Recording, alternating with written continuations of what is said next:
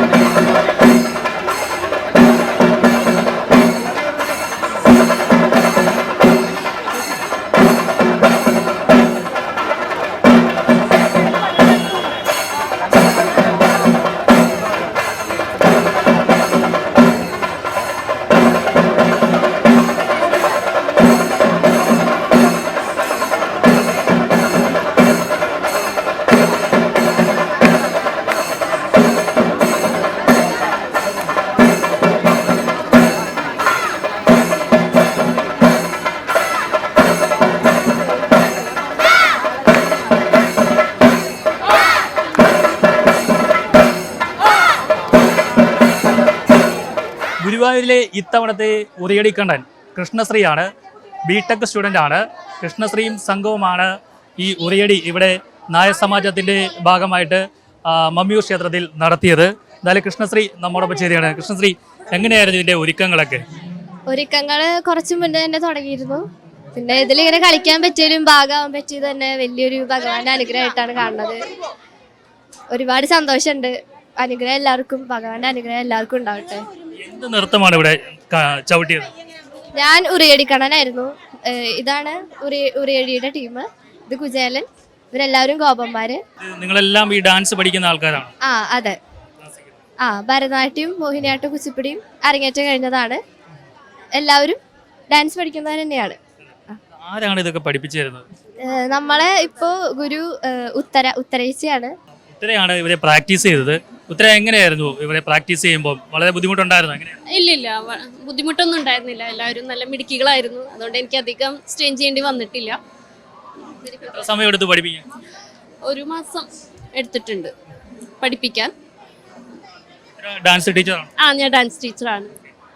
കുചേലനുണ്ട്. കുചേലിനെ കാണുമ്പോഴാണ് ഭയങ്കര ചിരി വരുന്നത്. നമുക്ക് എപ്പോഴും ഒരു കോമഡി ആയിട്ടാണ് തോന്നുക. കുചേലിന്റെ പേരെന്താ? സായന്ത്. എവിടെയാ പഠിക്കുന്നത്? ഞാൻ സെന്റ് സെബാസ്റ്റ്യൻ ചിറ്റാട്ട്. ഞാൻ 9. എങ്ങനെയാണ് ഇതിലേക്ക് സെലക്ട് ചെയ്തത്? ഞാന് സുനിൽ മാഷുണ്ട് എൻ്റെ ഞാൻ ഫോക്ക് അവിടെ പഠിച്ച്. അപ്പൊ മാഷെ വിളിച്ചു പറഞ്ഞു. അടിപൊളി അഭിനയമാണ്. ഇതിന് ഈ വ്രതമെടുപ്പ് അങ്ങനെയൊക്കെ ഇല്ലേ? ഉണ്ട്.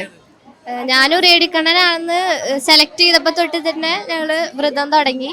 പിന്നെ നമുക്ക് പൂജകളും കാര്യങ്ങളൊക്കെ ഉണ്ടായിരുന്നു 2 ആഴ്ച മുന്നേ. അപ്പൊ തന്നെ കഠിന വ്രതം തുടങ്ങിയിരുന്നു. എങ്ങനെയായിരുന്നു എക്സ്പീരിയൻസ്? എങ്ങനെയായിരുന്നു? നന്നായിരുന്നു. സന്തോഷല്ലേ?